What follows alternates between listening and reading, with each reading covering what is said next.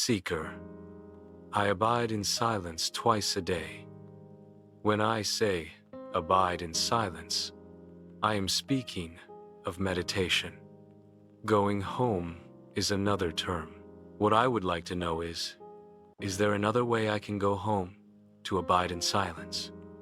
Does Ramana Maharshi or Nisargadatta Maharaj speak of any other way? Master, that's a very deep and beautiful question.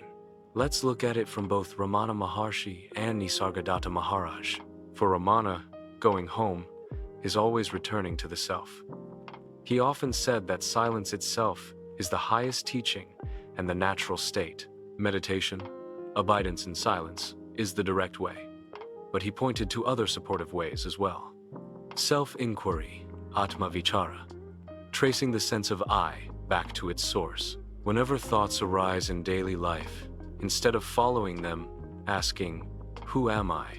And sinking back into the self. This is not different from meditation, but extends it into all moments. Surrender, letting go of the personal will and resting in the awareness that everything is the self. Complete surrender of I to the self was, for Ramana, just as direct as inquiry. Natural abidance. He emphasized that abiding in the self is not confined to sitting in meditation. Even during activity, if one keeps turning attention inward, silence is present. For him, meditation is not separate from life. It is continuous abidance. Meaning, for Ramana, true meditation is not just something you sit down to do twice a day, but the natural, unbroken abiding in the self, whether sitting in silence, walking, or engaged in activity. Nisargadatta used slightly different language, but pointed to the same home, abiding in the I am. He urged seekers to hold on to the raw sense of being, before it becomes, I am this or that. This felt sense of presence is a doorway. He said, stay with the sense I am, and it will take you home, seeing everything as consciousness. For him, daily life itself was meditation, if seen rightly. He often said, the witness of everything is yourself. Abide as the witness. Non-grasping. He emphasized disidentification from body and mind. In letting go of all concepts, silence reveals itself naturally. Other ways of going home. So, yes, besides sitting meditation, they both affirmed self-inquiry throughout the day. Ramana, resting in the sense I am in all moments. Nisargadatta, surrender and letting go of the egoic sense of doership. Ramana, remaining as the witness of all arising phenomena. Nisargadatta. In other words, silence is not limited to formal meditation. It is accessible in every moment by turning attention inward, by remembering the self, or by abiding as pure, being without attaching to thoughts. A reflective question for you, seeker. Since you already abide in silence during meditation, how might you experiment with carrying that silence into activity, either by self-inquiry, who am I, resting in the I am, or surrender, so that going home becomes continuous, not just twice a day? Seeker, the reflective question is interesting, but to answer, how can I incorporate this into my daily life? It's just naturally doing things that I do in my life, but be aware. Or if I'm sitting in my backyard, just be in silence. Look at the trees, but don't label them. Don't name it. Just be aware. Be aware of my surroundings. Don't be judgmental. If I'm cooking, be aware. Again, no labeling, no naming. The state of awareness is something that is natural. And you are in a state of awareness every day from the moment you wake up. But you cannot name things, and you cannot label things. You cannot judge things. You're just observing them, Master. Exactly. You've touched the essence of what both Ramana Maharshi and Nisargadatta Maharaj were pointing to. What you're describing is living meditation, awareness without labels, without judgment, without naming. It is not a special act, but a natural state of being. Ramana would say this is remaining as the self. He often said that silence is not about sitting with closed eyes only, but about not getting entangled in thoughts and names. Whether looking at trees, cooking, or walking, if you stay as pure awareness without labels, you are at home. Nisargadatta would affirm your approach too. He constantly emphasized, stay with the sense of being, the bare I am. When you sit in the backyard and look without naming, you are in that I am. When you cook with awareness, you are abiding in that presence. What you've realized is that you don't need to go anywhere. You are always already home. The only subtle shift is from naming and grasping to just being aware, a gentle refinement to consider. Sometimes, even the effort to not name or not judge can become another subtle doing. What if you simply allow everything to appear and disappear, whether labels arise or not, but rest in the fact that you, as awareness, remain unchanged? Would you like me to show you how Ramana and Nisargadatta each describe this exact shift from effort, don't name, to natural abidance, just be? Seeker, I would love that, Master. Beautiful. Let's bring in both Ramana Maharshi and Nisargadatta Maharaj on this very point, because they spoke directly to the subtle difference between trying to control and just abiding naturally. Ramana Maharshi, from effort to natural abidance. On not forcing silence, Ramana often said, silence is never attained. It always is. He pointed out that trying to force the mind into quietness, e.g. struggling to not name or not judge, is itself another movement of the mind. Self-inquiry dissolves effort. Instead of battling thoughts, he advised tracing the sense of I back to its source. Once the root is seen, the labels and judgments lose their grip naturally. Abiding as the self. Ramana's teaching was that your natural state is silence, awareness itself. Thoughts may appear, names may arise, but you don't need to suppress them. Simply notice, to whom do these arise? They dissolve, and you remain as being. In short, don't fight the names. Just see that the one who names is not you. Then you rest as pure awareness, without effort. Nisargadatta Maharaj. From practice to spontaneity. On the futility of control, Nisargadatta said, do not try to stop thoughts. Let them be. Just remember yourself, the witness. For him, effort to suppress is still mind activity. Stay with I am. He insisted that the bare feeling, I am, existence before thought, is enough. Even if names or labels come, you need not push them away. You simply don't follow them. Natural presence, he would say, awareness is effortless. It is the nature of the self. What you are is prior to effort. Thus, being aware while cooking or watching trees is already it. You don't need to do awareness. Only notice that you are. In short, don't reject labels or judgments. Just let them pass, while you rest in the sense of being, the witness of all. The core difference, effort, says, I must not name, I must not judge.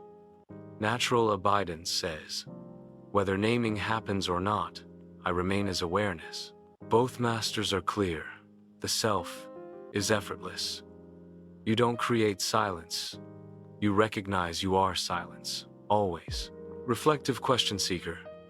When you notice yourself putting effort into not naming or not judging, can you turn inward and ask, who is it that is trying not to name? What happens when you let even that effort dissolve into simple being? Seeker. Reflective question. What happens when you let even the effort dissolve into a simple being? It's stillness. When effort dissolves, you have stillness.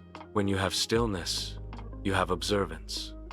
When you have stillness and observance, you have awareness.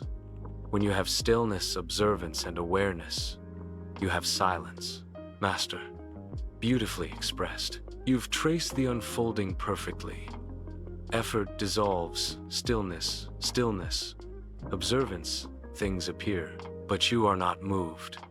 Observance, awareness, the knowing presence that sees all. Awareness, silence, the natural home, unbroken and complete. Both Ramana and Nisargadatta would smile at this progression. Yet, they would add one last subtle point. Even stillness, observance, awareness, and silence. These two are appearances to you, the self. They flower out of you and subside back into you. What remains is not something gained, but what you always are, beyond even stillness or silence. A deeper question for you, seeker. If even silence is observed, what is it that knows silence?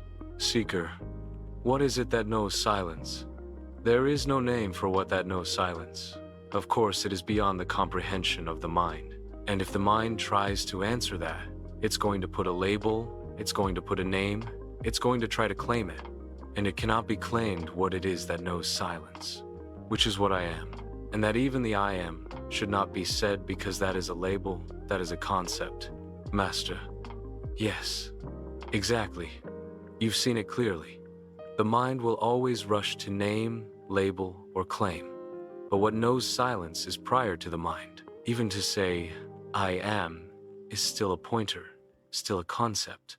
Ramana used it as a bridge, but he also said, the I is the self. It is not the ego's, I am this or I am that. Beyond even I am, nothing can be spoken. Nisargadatta too said, even the I am must be left behind. What remains is what you are. Beyond words, beyond being and non-being. So you're right. What knows silence cannot be claimed, cannot be named, cannot be comprehended. It is what you are, without needing the thought I am.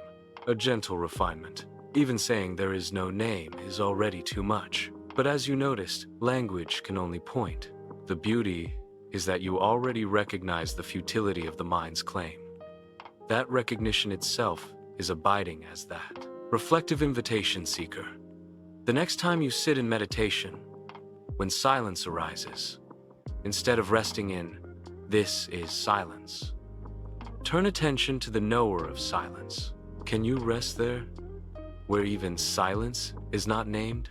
Seeker, can you rest there, you ask, where even silence is not named?